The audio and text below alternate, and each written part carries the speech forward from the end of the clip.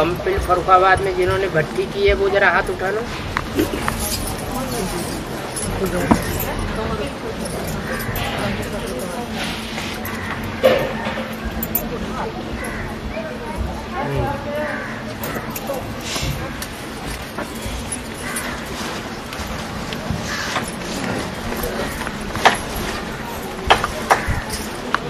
Mount Abu से शिव बाबा की मुरली चली है 25/6/67 की। ओम शांति। प्रातः क्लास रिकॉर्ड चला है। मुखड़ा देख ले प्राणी जरा दर्पण में।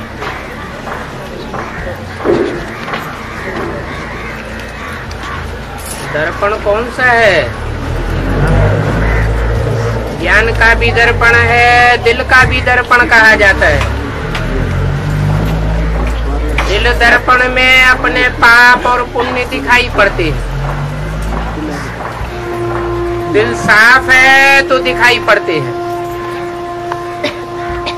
दिल काला है, मटमैला है तो दिखाई नहीं पड़ते हैं। और ज्ञान का दर्पण ऐसा है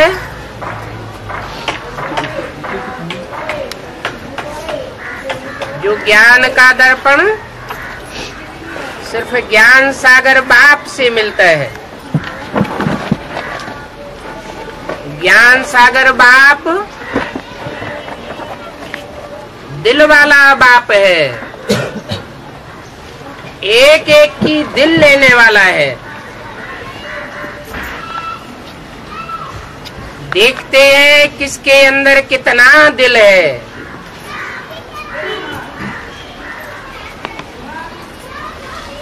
दिल वाला बाप परम पिता परमात्मा ही है।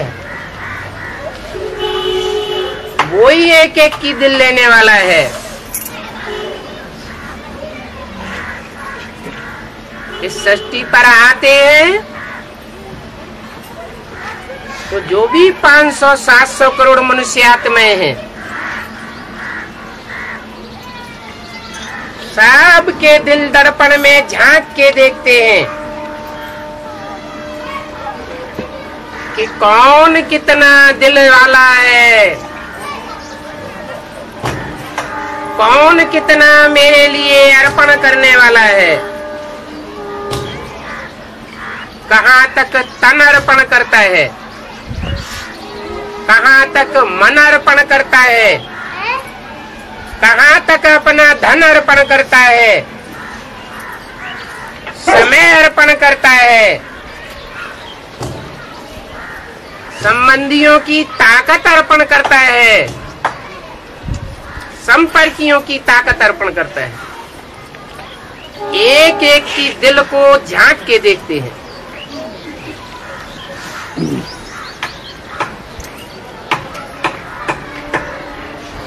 इसलिए बोला, हे प्राण रूपी आत्मा को धारण करने वाले प्राणी, तू अपने दिल दर्पण में पहले देख ले कितने पाप किए हैं, कितने पुण्य किए हैं। सिर्फ एक जीवन की बात नहीं है। प्राण धारण करने वाली आत्मा अनेक जन्म लेकर के पाप और पुण्य करती है।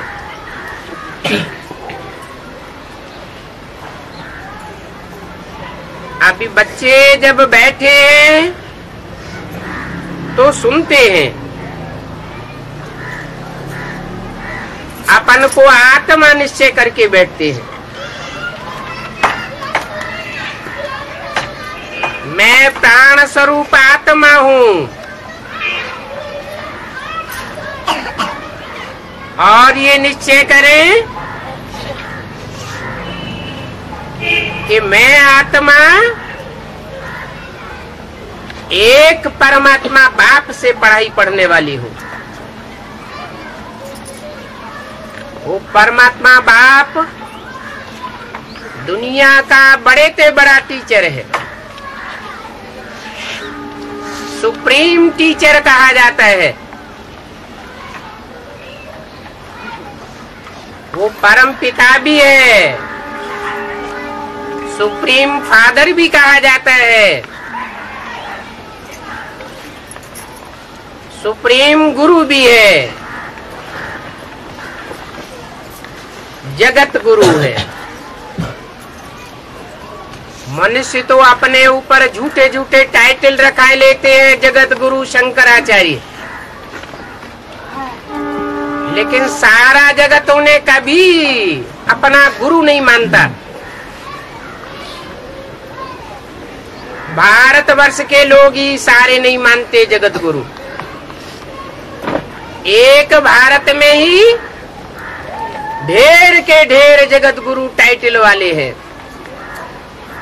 तो झूठा टाइटल हुआ ना। लेकिन भगवान बाप जब इस सृष्टि पर आते हैं तो सारी मनुष्य सृष्टि बाध्य हो जाती है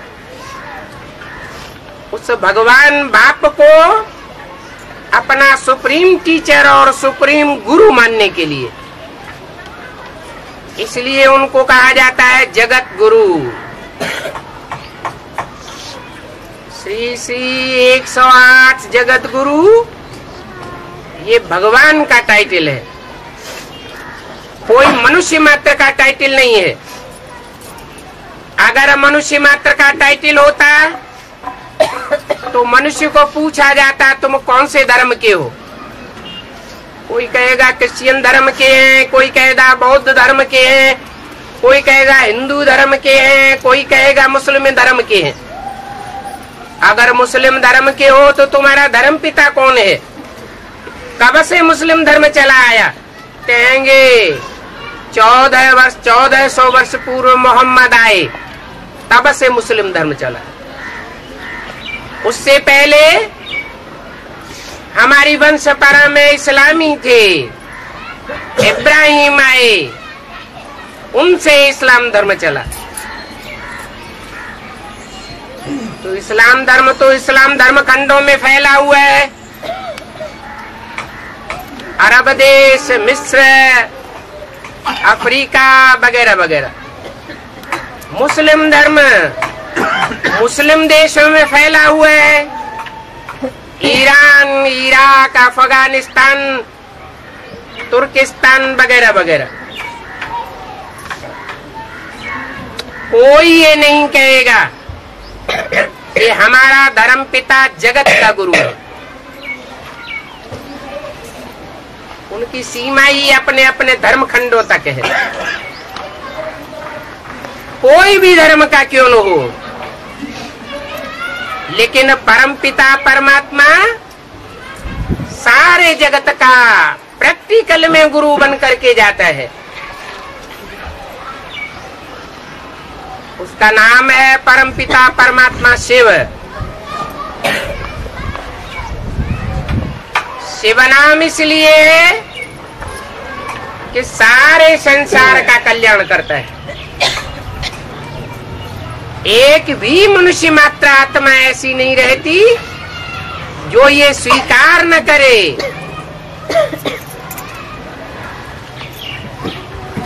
कि उसने हमारा कल्याण नहीं किया। सब एहसास करके जाते हैं, अनुभव करके जाते हैं। इस दुनिया में जितना गॉड फादर हमारा कल्याणकारी है, परम पिता जितना कल्याणकारी है, उतना कल्याण और कोई नहीं कर सकता। कल्याण कैसे करते हैं? निराकार रूप में करते हैं या साकार बन करके कल्याण करते हैं? साकार बन। निराकार तो इन आंखों से देखने ही नहीं आता है।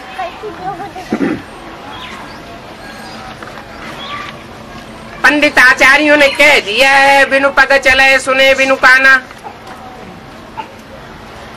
बिना पाँव के चलता है, बिना कान के सुनता है, बिना आँख के देखता है। लेकिन उनसे कहा जाए कैसे, तो बता ही नहीं सकते। लेकिन शास्त्रों में ही दूसरे मनुष्य गुरुओं ने जो गीता लिखी है, उन्होंने लिख दिया है प्रवेश तुम, मैं प्रवेश करने योग्य हूँ। गीता में ही भगवान के महावाक्य हैं। जैसे भूत प्रेत प्रवेश करते हैं, ऐसे ही परमपिता परमात्मा भी प्रवेश तो करते हैं, लेकिन गतिमति न्यारी होती है। भूतों की तरह आत्मा को पूरा कब्जे में करके प्रवेश नहीं करते, हावी होकर के प्रवेश नहीं करते। जैसे भूत प्रेत प्रवेश करते हैं, तो जिसमें प्रवेश होता है वो अपनी सुध बुध भूल जाता है, चेहरा मोहरा बदल जाता है, भाषा बदल जाती है, दृष्टि बदल जाती है। ऐसी प्रवेशता परमपिता परमात्मा की नहीं होती। वो दिव्य प्रवेश करता है। जिसमें प्रवेश करता है उसको पता भी नहीं लगता कब आया और कब चला गया। बाद में मालूम पड़ता है कि ऐसी भाषा तो मैं बोल ही नहीं सकता था, ऐसी दृष्टि तो मेरी किसी के प्रति हुई नहीं कभी, ऐसा वाइब्रेशन का मैंने अनुभव किया ही नहीं था।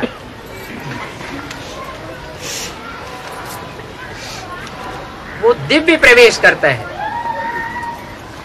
दिव्य प्रवेश अर्थात कोई को पता ही नहीं चलता कब आया कब चला गया।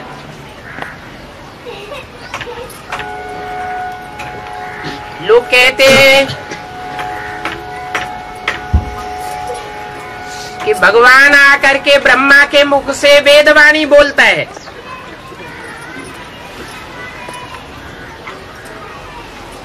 वेदों से ही सब शास्त्रों का सृजन हुआ।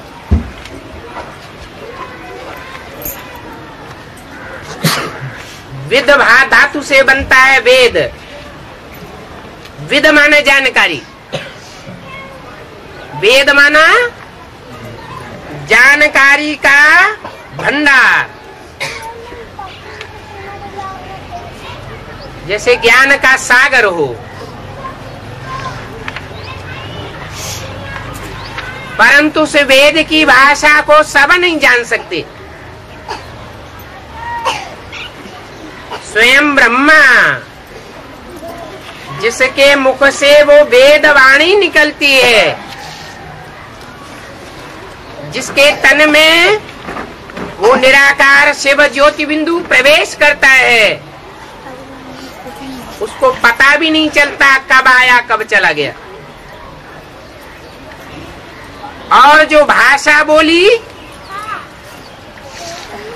उसका गहराई तक अर्थ क्या है। ब्रह्मा का अर्थ ही है बड़ी माँ। ब्रह्म मन बड़ी, माँ मन माँ, संसार की बड़े ते बड़ी माँ। ऐसी माँ कि उतना प्यार, उतना सहनशीलता और दुनिया में कोई माता ने धारण नहीं की होगी।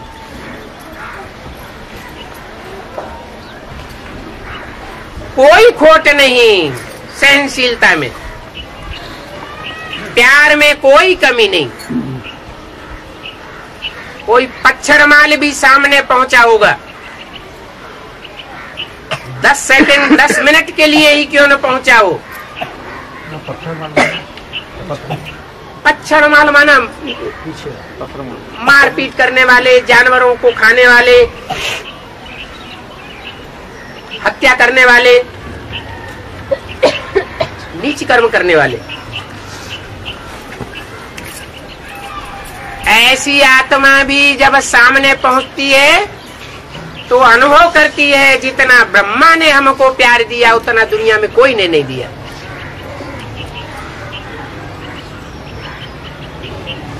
आज ब्रह्मा कुमारी ईश्वरीय विश्वविद्यालय सारे विश्व के कोने कोने में फैला हुआ है। भारतवर्ष के गांव-गांव में ब्रह्मा कुमारी ईश्वरीय विश्वविद्यालय फैला हुआ है। और उस विश्वविद्यालय में पढ़ाई पढ़ाने वाले जो वर्तमान टीचर्स हैं पुराने वो गारंटी है कि एक भी ये नहीं अनुभव बताते कि बाबा ने हमको तुर्स आंख से देखा, दुर्वचन बोला, हमको धिक्कारा। तो ऐसे प्यार की ममतामयी मूर्ति वो निराकार परमपिता परमात्मा आकर के बनता है। किसके द्वारा बनता है? ब्रह्मा के द्वारा।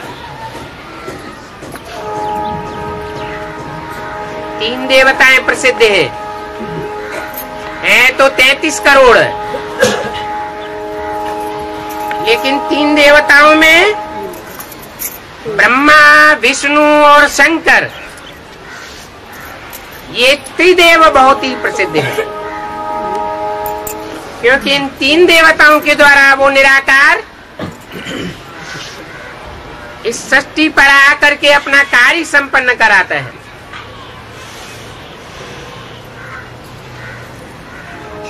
ब्रह्मा के द्वारा नई ब्राह्मणों की सृष्टि उत्पन्न करता है। आज के पंडित विद्वान आचार्य जैसे कहते हैं कि ब्रह्मा के मुख से ब्राह्मण निकले, तो कोई समझे कि ब्रह्मा के मुख में कोई ऐसी मशीनरी होगी जो ब्राह्मण बन बन करके निकलने लगे होंगे, कुम्हार के चाक के बर्तनों की तरह। ऐसी कोई बात नहीं। ब्रह्मा के मुख से जो प्यार बरसा, दृष्टि से जो स्नेह बरसा और वाचा से जो प्यार भरी वाणी निकली, उस वाणी के बंधन में आकर के ढेर सारी आत्माएं अपने शूद्रत्व के स्वभाव को त्याग करके ब्राह्मण बन गई। ब्रह्मा की औलाद को ब्राह्मण कहा जाता है। जैसे शिव के फॉलोअर शैव, विष्णु के फॉलोअर वैष्णव, ऐसे ही ब्रह्मा के पुत्र ब्राह्मण कहे जाते हैं। प्रैक्टिकल बातें हैं जो ज्ञान को सुन करके अपने जीवन को पलट लेते हैं और दूसरों को ज्ञान सुना करके उनके जीवन को पलटाते हैं। ब्राह्मणों का काम ही होता है ज्ञान सुनना और दूसरों को ज्ञान सुनाना। जीवन का दूसरा कोई लक्ष्य नहीं होता। ऐसे ब्राह्मणों की सृष्टि ब्रह्मा के द्वारा रची जाती है, परंतु जो भी सृष्टि ब्रह्मा के द्वारा रची जाती है ब्राह्मणों की, वो सारे ही ब्राह्मण एक ही कैटेगरी के होंगे, या जैसे घर परिवार में माँ से बच्चे पैदा होते हैं तो अलग अलग कैटेगरी के होते हैं। एक प्रकार के बच्चे नहीं हो सकते। नंबरवार ब्राह्मण बच्चों की पैदाइश होती है। वो ब्राह्मण ये प्रारब्ध कहाँ से लाते हैं? जो ब्रह्मा के बच्चे बनते हैं नंबरवार। कोई पहले बच्चा बनता है, कोई मध्य में बच्चा बनता है, कोई अंत में बच्चा बनता है। ये प्रारब्ध कहाँ से लाते हैं? कहीं से तो लाए होंगे। पूर्व जन्मों के आधार पर जो कर्म किए हुए हैं उनके आधार पर ही ब्रह्मा के बच्चे बनते हैं। पूर्व जन्मों में जिन आत्माओं ने, चाहे वो किसी भी धर्म की क्यों न हुई हो, हर धर्म में अच्छे और बुरे होते हैं,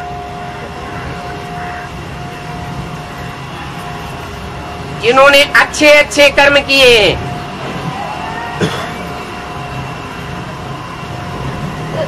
वो अच्छे अच्छे कर्म करने वाली श्रेष्ठ आत्माएं चारों युगों का जब अंत होता है, कलयुग का अंत, उस अंतिम जन्म में जब के दुनिया का संहार करने के लिए एटम बम बन जाते हैं, ठीक उसी समय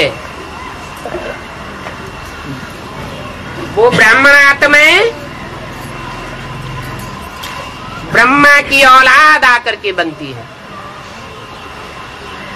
क्या शरीर से औलाद बनती है? नहीं, भारतवर्ष में ही उनका आकर के जन्म होता है। ये सत्य रूपी रंगमंच पर ऐसा ड्रामा नुदा हुआ है कि आखिरी जन्म में विश्व के कोने कोने में जन्म लेने वाली श्रेष्ठ आत्माएं, कोई भी धर्म की हो, कोई भी धर्म खंड की हो, अंतिम जन्म में आकर के भारत में जन्म लेती है और उन जन्म लेने वाली श्रेष्ठ आत्माओं को ब्रह्मा के द्वारा पालना मिलती है। परंतु वो एक धर्म की तो है नहीं। कोई शुद्ध वैष्णव धर्म से आती है, सनातन धर्म की है, कोई इस्लाम धर्म में से खिंच करके आती है, कोई बौद्ध धर्म से खिंच करके आती है, कोई सन्यास धर्म से खिंच करके आती है, कोई सिख और आर्य समाजियों में से खिंच करके आती है। तो सोचा जाए कि अलग अलग धर्मों से खिंच करके जो भी आत्माएं आई है, अंतिम जन्म में ब्रह्मा की औलाद बनती है या ब्रह्मा मुख वंशावली अपने को घोषित करती है,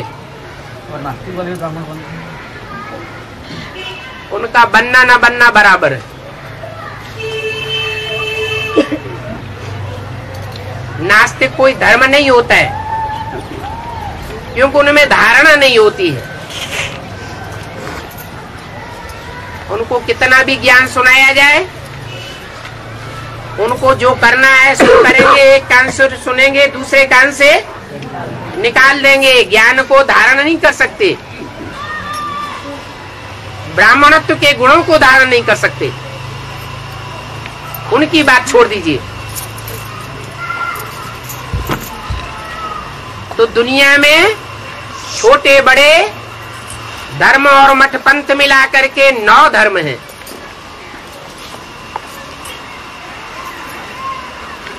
प्राचीन काल में हिंदू ही सूर्यवंशी चंद्रवंशी थे।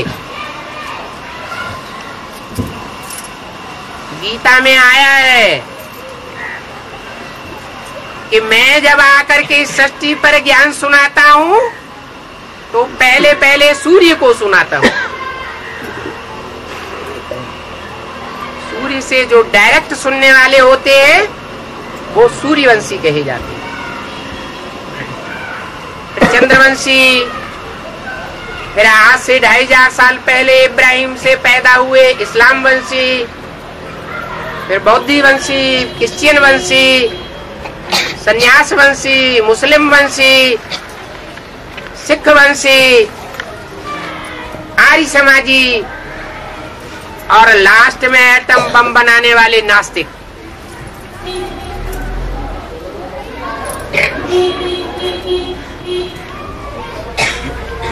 इन 10 से खिंच करके आई हुई आत्माएं नंबरवार ब्रह्मा के ज्ञान को सुनती है और नंबरवार धारणा करती है।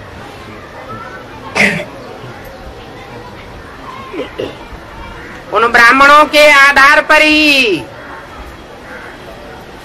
आज जो हजारों वर्षों से भारतवर्ष में भक्ति मार्ग चला आ रहा है, मनुष्य गुरुओं के द्वारा फैलाया हुआ, उसमें ब्राह्मणों की 9 कुरियां मानी जाती हैं। कहते हैं कि 9 ऋषि हुए थे, उन ऋषियों से ये सृष्टि उत्पन्न हुई, 9 प्रकार के ब्राह्मण बने। वास्तव में कलयुग के अंत में ब्रह्मा के तन में परमात्मा शिव जब प्रवेश करते हैं तो ये 9 धर्म की खिंची हुई आत्माओं में से जो 9 श्रेष्ठ निकलते हैं, वो 9 ऋषियों से ये सारी सृष्टि तैयार होती है, जिनको भक्ति मार्ग में 9 कुरी का ब्राह्मण कहा जाता है। अभी ये सृष्टि तैयार हो रही है।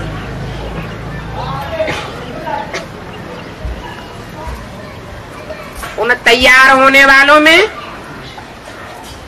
श्रेष्ठ वो हैं जो डायरेक्ट सूर्य की औलाद है।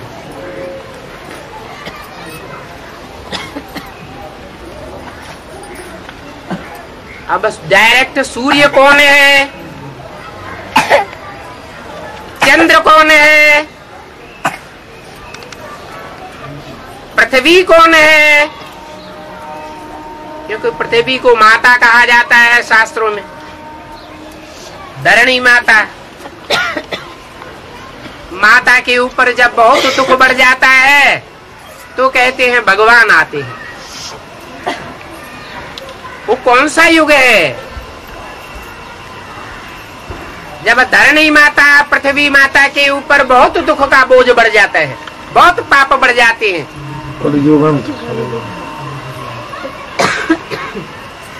पापी युग कलयुगी कहा जाता है। तो माताओं का दुख हरण करने के लिए भगवान को आना पड़ता है। माताएं जितनी बंधन में होती हैं उतना और कोई बंधन में नहीं, खास भारत की माताएं। भारत में ही भगवान आते हैं। कोई प्रश्न करे भगवान भारत में ही क्यों आते हैं, भगवान क्यों पार्शलिटी करते हैं, ऐसा पक्षपात क्यों करते हैं? पक्षपात नहीं करते। हर एक पिता अपनी श्रेष्ठ संतान को वारिसदार बनाता है। हर एक टीचर अपने योग्य शिष्य को, योग्य विद्यार्थी को मॉनिटर बनाता है और हर एक गुरु अपने अच्छे से अच्छे शिष्य को अपनी गद्दी सौंपता है। ऐसे ही भगवान भी जब इस सृष्टि पर आता है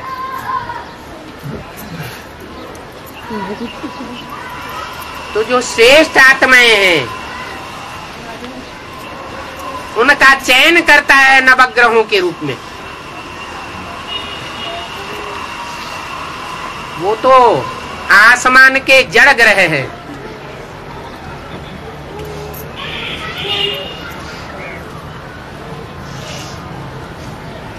उनमें सोचने विचारने की शक्ति नहीं है।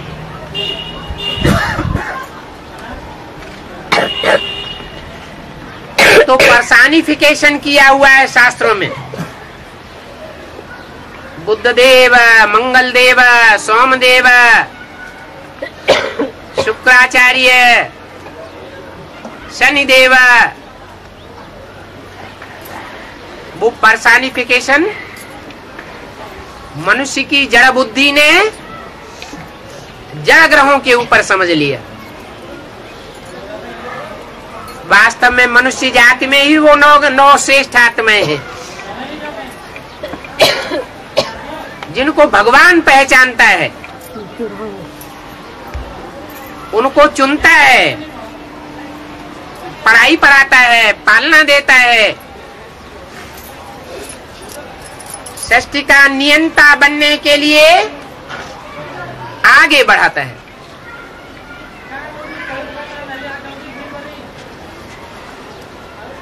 अभी वो अव्वल नंबर धरणी का पार्ट बजाने वाली माता कौन है, जिसे जगत माता जगदम्बा कहा जाता है।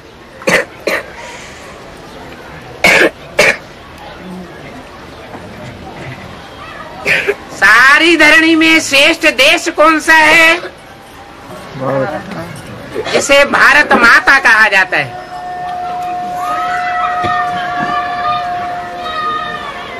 भारत माता भी मनुष्य सृष्टि में मौजूद है। कहते हैं भारत माता की जय हो, तो क्या जड़ जमीन की जय हो?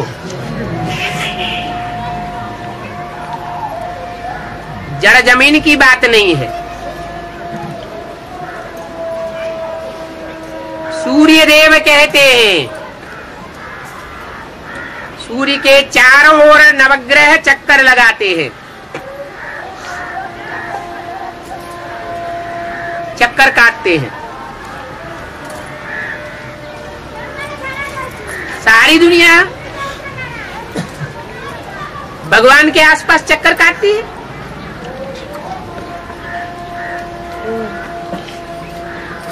मनुष्यों की ये अवधारणा थी, शास्त्रों में लिखा हुआ है कि चंद्रमा पर देवताएं निवास करते हैं, चंद्रमा में अमृत है। मनुष्यों ने भी 69 में चंद्रमा पर पहुंचने की कोशिश की और पहुंच गए, लेकिन जड़ चंद्रमा तक पहुंचे या चैतन्य चंद्र देव तक पहुंचे, जड़ चंद्रमा तक पहुंचे तो क्या मिला? कुछ मिला या वेस्टेज ऑफ टाइम, मनी और एनर्जी हुआ?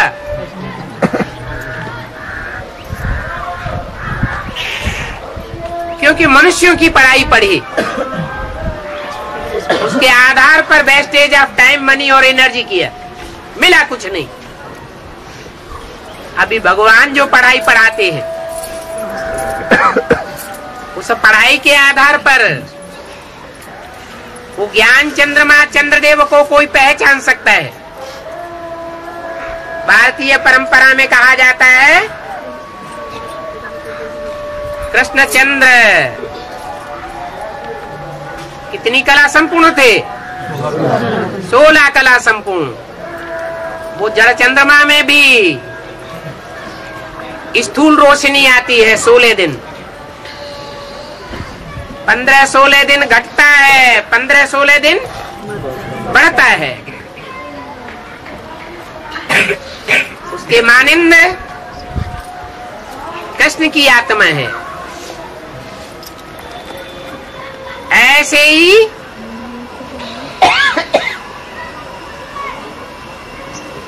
सूर्यवंशी विशेष आत्मा भारत में कौन सी मानी जाती है?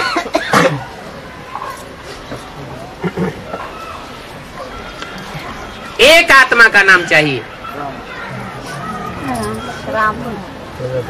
राम को कहते हैं सूर्यवंशी, मर्यादा पुरुषोत्तम, परंतु उनको 14 कलाओं में डाल दिया है।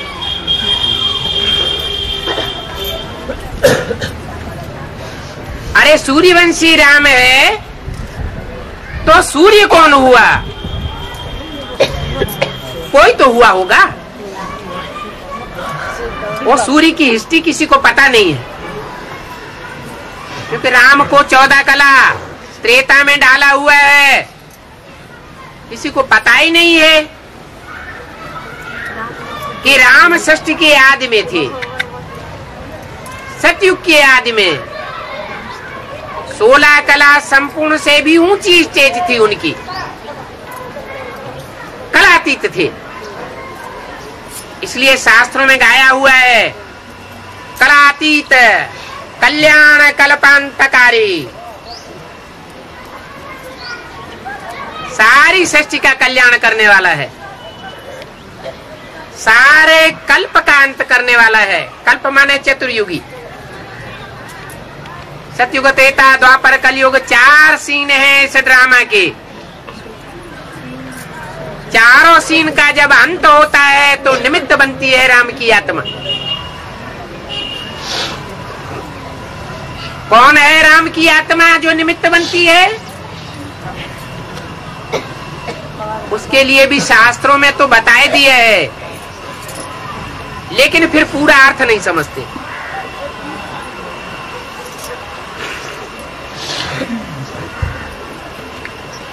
शास्त्रों में बताया हुआ है,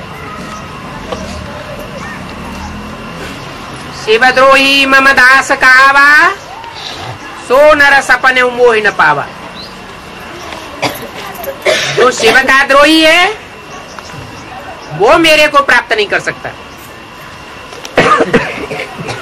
वास्तव में जो शिव है वो ही शिव निराकार राम में प्रवेश करता है।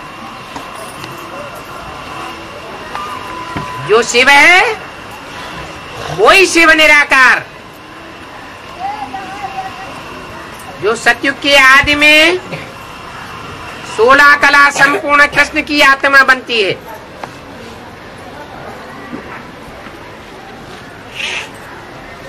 नारायण के रूप में राज्य करती है। गायन है, हे कृष्ण नारायण वासुदेव। वो 16 कला संपूर्ण बनने वाली कृष्ण की आत्मा नारायण, जो सतयुग के आदि में होती है, वो ही 84 के चक्र में आते आते अंतिम जन्म में आकर के कलाहीन हो जाती है।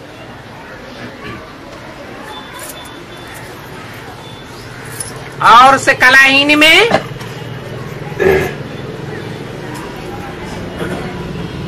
भगवान शिव प्रवेश करते हैं।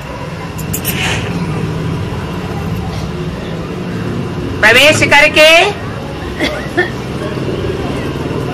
हम आत्माओं को मां के रूप में प्यार देते हैं। ऐसे नहीं कि रामकृष्ण की आत्मा के पूर्व जन्म नहीं हुए, पूर्व जन्म में भी रामकृष्ण की आत्मा थी, हम लोगों के साथ ही थी, लेकिन कोई पहचान नहीं सकता क्योंकि नाम रूप बदल जाता है।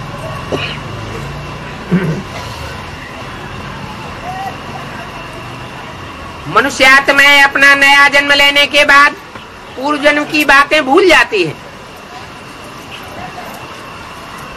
लेकिन परमपिता परमात्मा शिव जन्म मरण के चक्र से न्यारा है।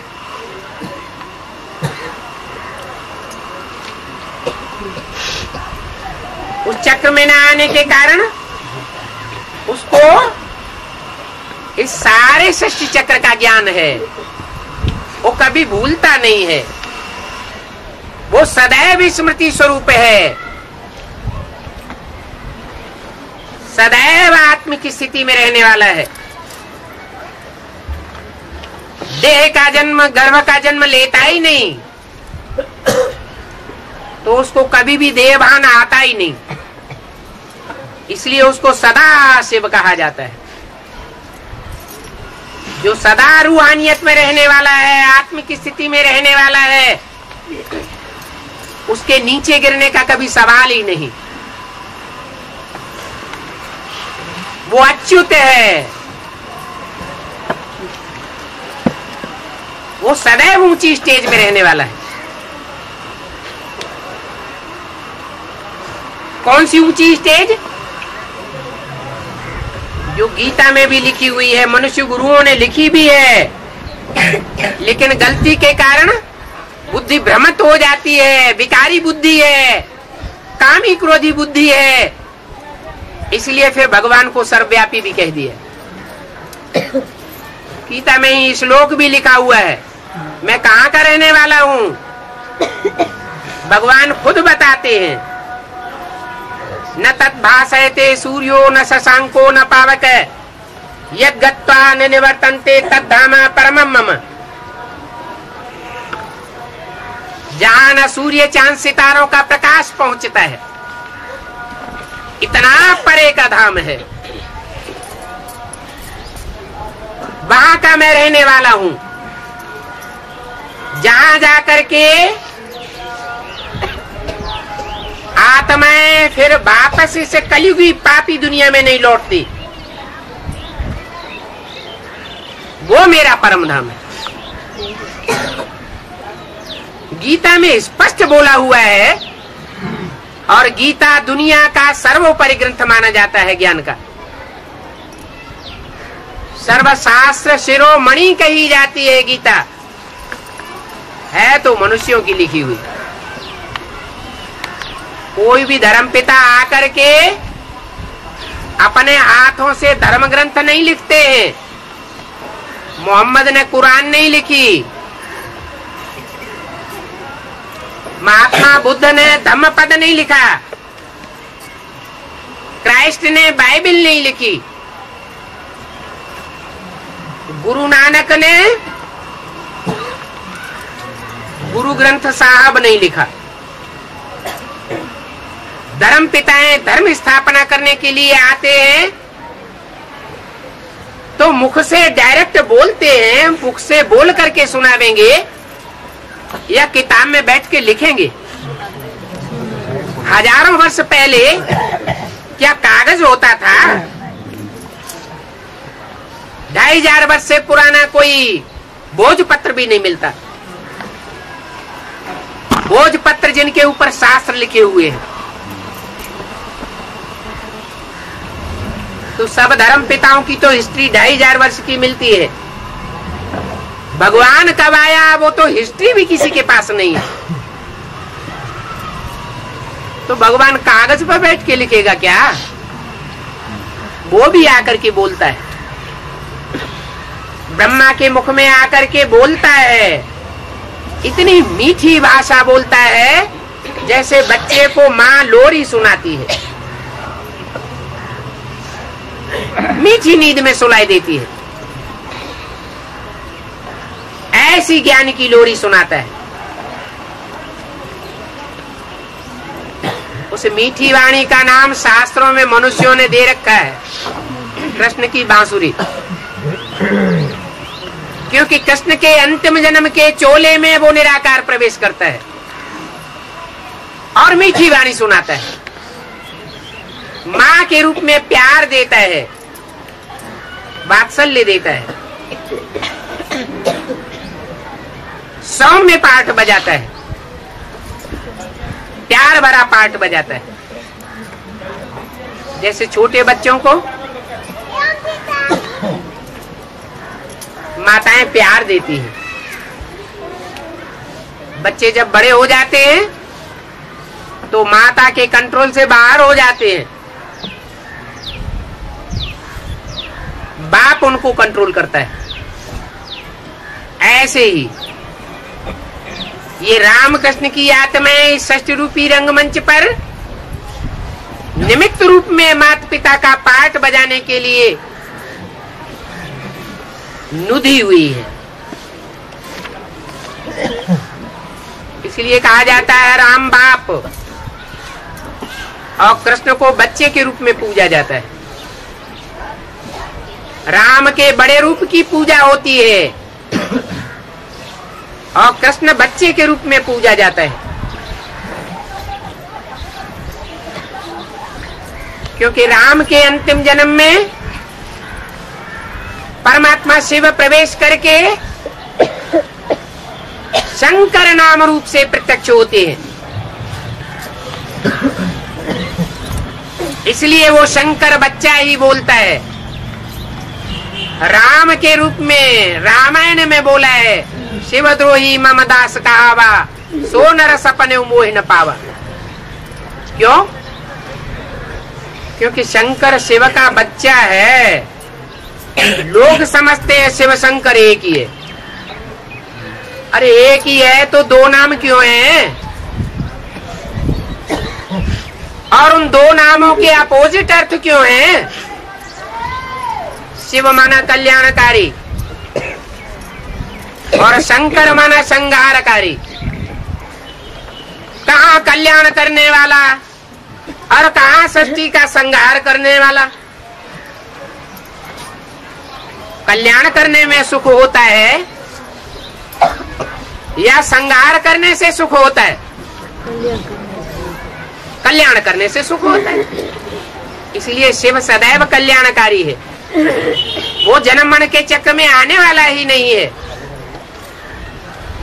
वो ज्ञान सुना करके सृष्टि का कल्याण करता है। मनुष्य तन में प्रवेश करके दृष्टि से सुख देता है। कहते हैं ना, गुरु जी की कृपा दृष्टि हो जाए। अब 2500 वर्षों से सृष्टि पर गुरुओं की कृपा दृष्टि होती आई। ये सृष्टि में गुण बढ़ रहे हैं या गुण घट रहे हैं? दुर्गुण बढ़ रहे हैं या गुण बढ़ रहे हैं? दुर्गुण बढ़ रहे हैं। तो गुरुओं की कृपा दृष्टि कहाँ चली गई? मनुष्य गुरुओं की कृपा दृष्टि से ये सृष्टि नहीं सुधरती। एक ईश्वर ही ऐसा सदगुरु है जिसकी कृपा दृष्टि से सारी सृष्टि सुधर जाती है। उसकी वाचा से सारी मनुष्य सृष्टि परिवर्तन के लिए बाध्य हो जाती है। मनुष्य तन में आए हुए उस परमपिता परमात्मा के वाइब्रेशन से सारी दुनिया का परिवर्तन होता है। ये जरूर है कि जो जितना अपना पुरुषार्थ करता है उसका पहले और ज्यादा परिवर्तन होता है, और जो पुरुषार्थ नहीं करता, मेहनत नहीं करता, वो पीछे रह जाता। इसलिए कोई आत्माएं तो इस सच्चडूंगी रंगमंच पर सतयुग के आदि से लेकर के 16 कला संपूर्ण सुख भोगती है और जन्म लेते लेते लेते कलयुग अंत तक चलती है, ऑलराउंड पार्ट बजाती है। और कुछ आत्माएं ऐसी हैं जो भगवान के लोक परम धाम ब्रह्मलोक से कलयुग के अंत में ही लुटरती है। कोई सतयुग के अंत में, कोई त्रेता के आदि में, कोई त्रेता के अंत में, कोई द्वापर के आदि में, कोई द्वापर के अंत में। इस सृष्टि रूपी रंगमंच पर आत्माएं उतरती ही रहती है। क्या प्रूफ है? बोल रहे हैं क्योंकि जनसंख्या लगातार बढ़ती ही रहती है। मनुष्य जाति आत्माओं की ही जनसंख्या नहीं, हर प्रकार की जाति के जीव जंतुओं की आत्माओं की संख्या बढ़ती ही रहती है। चाहे चौपाए हों, चाहे उड़ने वाले हों, चाहे दो पाए मनुष्य हों। ऐसा हिस्ट्री में कभी नहीं देखा गया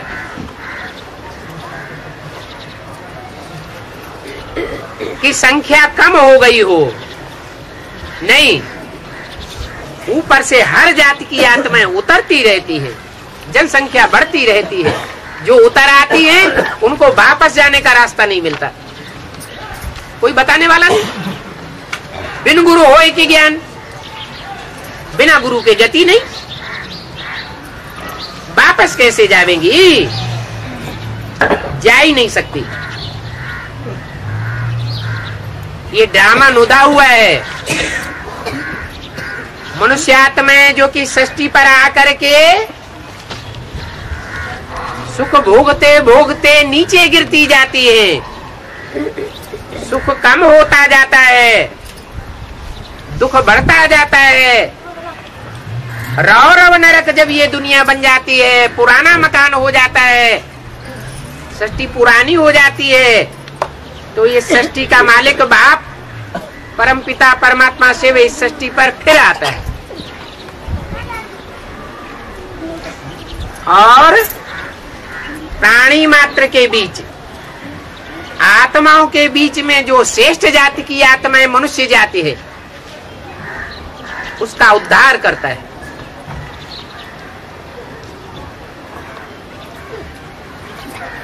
ये बिंदु बिंदु आत्माएं हैं मनुष्यों की ही नहीं, जीव जंतु पशु पक्षी सब की बिंदु रूप आत्मा।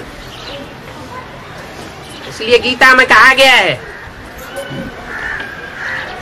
आत्मा का स्वरूप बताया गया है, अणोरणीयान समनुस्मरेत्य है। जो एटम बम बनता है, उसका जो छोटा सा एटम होता है, उस एटम से भी अति सूक्ष्म आत्मा का स्वरूप है। ये एक ऐसा सेल है, ऐसी बैटरी है, जैसे घड़ी में छोटी सी बैटरी डाली जाती है, ऐसे ही आत्मा एक ऐसा छोटा सा अणुरूप सेल है, बिंदु है,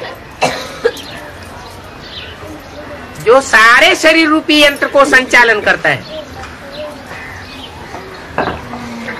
इस ज्योति बिंदु आत्मा की रोशनी इन आंखों से निकलती है। जब तक शरीर रूपी यंत्र में वो आत्मा विराजमान है, आंखों में रोशनी दिखाई पड़ती है। आत्मा निकल जाती है तो आंखें बटन जैसी हो जाती है।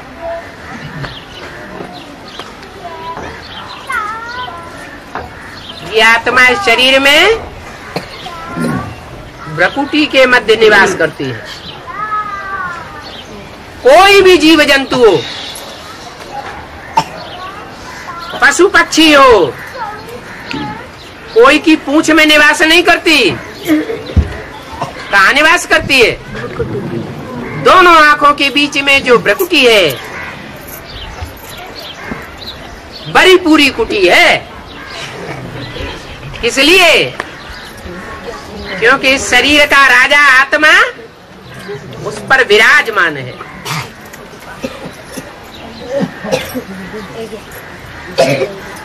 लेकिन ये आत्मा, ये सेल, ये बैटरी 84 जन्मों में डिस्चार्ज हो जाती है। ज्यादा से ज्यादा है 84 जन्म, और मनुष्यों का कम से कम है सच रूपी रंगमंच पर 1 जन्म।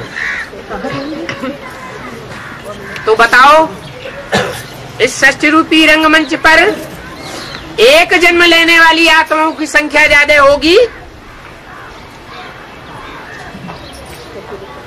या 84 जन्म लेने वाली संख्याओं की आत्माओं की संख्या ज्यादा होगी?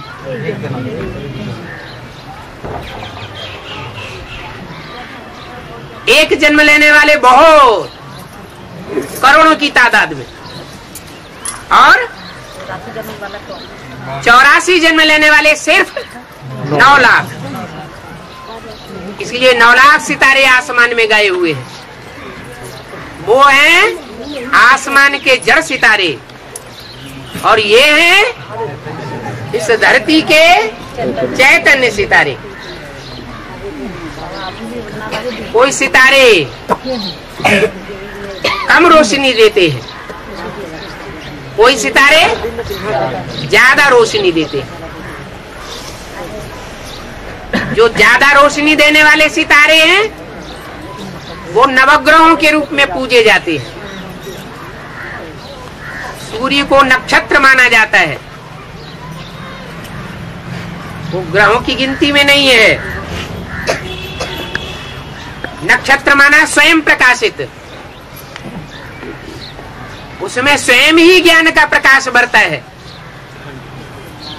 उसको ज्ञान देने वाला कोई साकार मनुष्य सृष्टि पर नहीं हो सकता।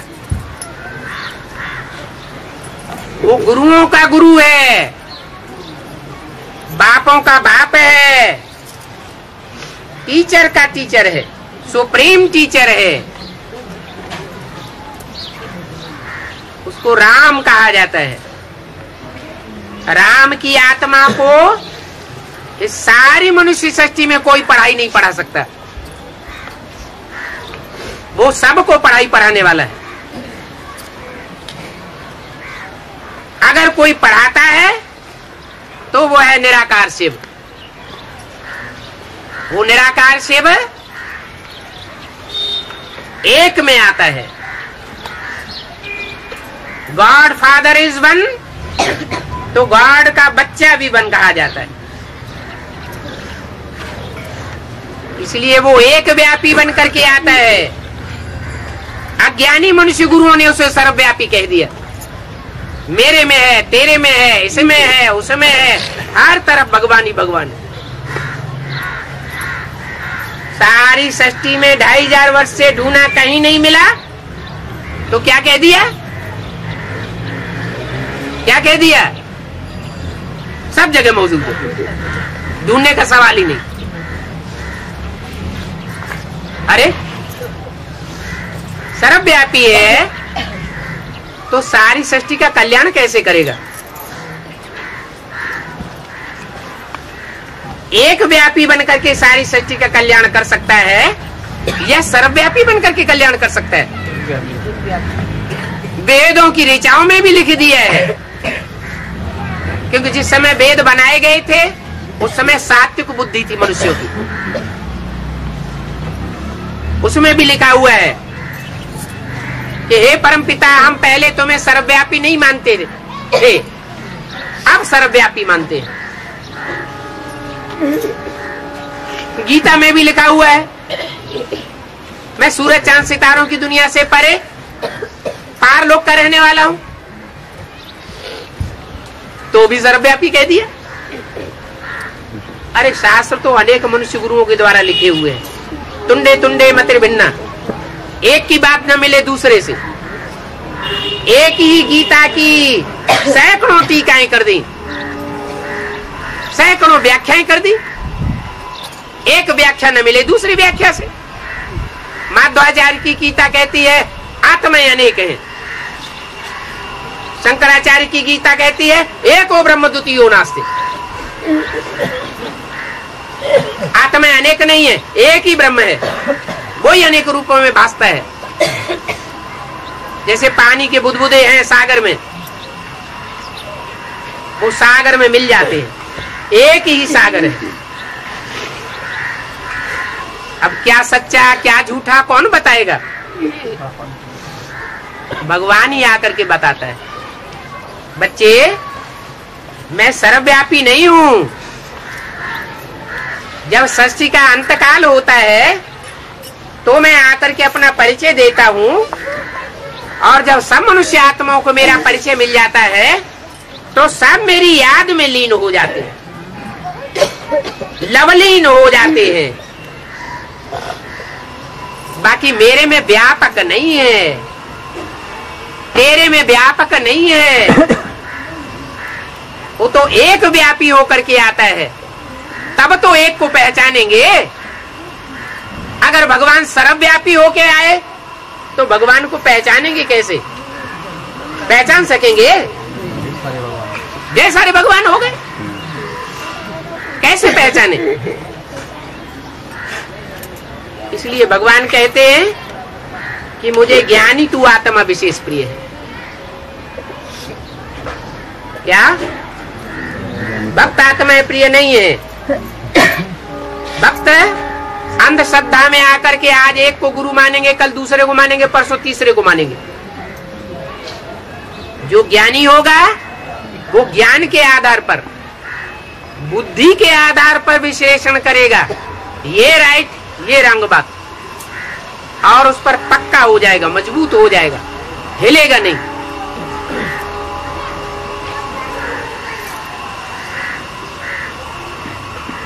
अब समय आ गया है, सारी सृष्टि को भगवान को पहचानना पड़ेगा।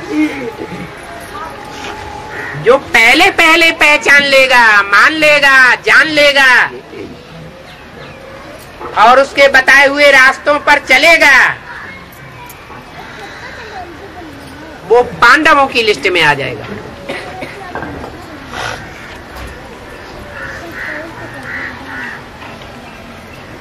जो जान लेगा कि ये भगवान है, जैसे रावण ने जान लिया था, लेकिन क्या किया? माना नहीं। जान लिया कि ये भगवान है, लेकिन मैं नहीं मानूंगा, मेरे से युद्ध करे। वो कौरवों की लिस्ट के हैं। और तीसरे वो हैं जो जानते भी नहीं, जानना चाहते भी नहीं, मानते भी नहीं, और चलने का तो सवाल ही नहीं। जो जानेगा ही नहीं, मानेगा, मानने के लिए भी तैयार नहीं होगा, वो चलेगा कैसे? वो है यादव, जिनके पेट में से, बुद्ध रूपी पेट में से शास्त्रों में लिखा हुआ है लोहे के मूसल निकले। ये मिसाइल सभी बन चुके हैं, ये मूसल इनके पेट से निकल चुके हैं, सारी दुनिया का ध्वंस कर देंगे। फिर भी भगवान के कार्य में सहयोगी बनते हैं। भगवान जिस मुकर्रर रथ में प्रवेश करता है उसको टाइटल देने के निमित्त बनते हैं। क्या टाइटल मिलता है? हर हर बम बम। किसका टाइटल है? शंकर जी का टाइटल। राम की आत्मा ही अंतिम जन्म में आकर के शंकर का टाइटल धारी बनती है। इसलिए एक ही देवता महादेव है 33 करोड़ देवताओं में, जिसका नाम शिव के साथ मिलाया हुआ है। जब शिव का नाम लेंगे तो साथ में किसका नाम लेंगे? शंकर का नाम लेंगे। शिव का नाम विष्णु के साथ नहीं मिलावेंगे, शिव का नाम ब्रह्मा के साथ नहीं मिलावेंगे, शिव का नाम जगदम्बा के साथ नहीं मिलावेंगे, शिव का नाम कोई देवता के साथ नहीं मिलावेंगे। बाप समान बनने वाला इस मनुष्य सृष्टि पर एक ही आत्मा रूपी बच्चा है। कौन? शंकर। इसलिए शिव का नाम शंकर के साथ जोड़ा जाता है। परंतु गलती से मनुष्य गुरुओं ने ऐसा भ्रम फैला दिया कि शिव शंकर एक ही है। अरे अगर शंकर एक ही है, शिव एक ही है, तो शंकर किसकी याद में बैठा हुआ है? किसकी तपस्या कर रहा है? कोई की तो याद कर रहा है, चढ़े हुए बैठे हैं। किसकी याद में बैठे हैं? कोई है ना, वो शिव की याद में बैठे हैं। इसलिए यादगार मंदिर भी बनाए हुए हैं।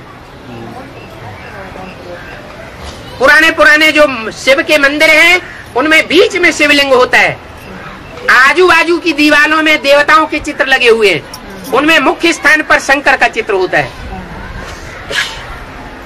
शंकर साकार है, मनुष्य सब साकार होते हैं, देवताएं सब साकार होते हैं, और भगवान निराकार होता है। वो निराकार बाप शिव जब इस मुकर्रर रथ में प्रवेश करता है तो याद की तीव्रता के आधार पर वो शंकर बच्चा भी निराकार हो जाता है। कोई भी धर्म पिता का चित्र देख लो, जो भी धर्म स्थापन करने वाले पिताएं हैं, शिव तो है ऊंचे ते ऊंच सनातन धर्म की स्थापना करने वाला, ऊंचे ते ऊंचे धर्म पिता, लेकिन और जो नंबरवार धर्म है और धर्म पिताएं हैं वो भी निराकारी स्टेज वाले हैं।